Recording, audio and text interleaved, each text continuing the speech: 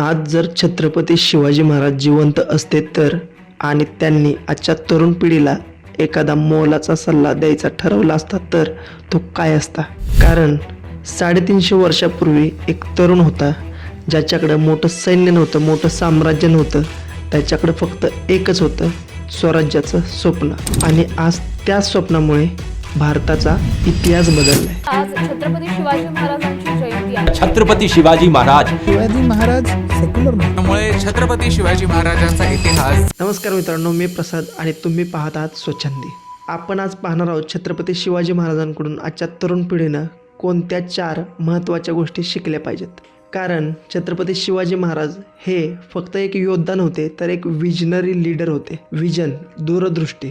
त्या काळात बहुतेक लोक फक्त स्वतःचा जीव वाचवण्यासाठी जगत होते, पण शिवाजी महाराजांनी एक वेगळं स्वप्न पाहिलं होतं.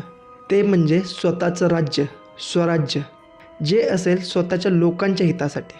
आजच्या तरुणांनी इथून एक महत्त्वाची गोष्ट शिकायला हवी, मोठा विचार करण्याची हिंमत. कारण मोठं स्वप्न पाहणारा माणूसच मोठं काहीतरी करू शकतो. डिसिप्लिन, शिस्त. शिवाजी महाराजांचं सैन्य खूप डिसिप्लिन होतं. लूटमार नाही, महिलांचा अपमान नाही, लोकांवर अन्याय नाही. युद्धाच्या काळातही त्यांनी ते नियम पाळलेत. आजच्या तरुणांसाठी ही एक मोठी शिकवण आहे. यशासाठी टॅलेंटपेक्षा डिसिप्लिन खूप महत्त्वाचं आहे. तिसरं आहे लीडरशिप.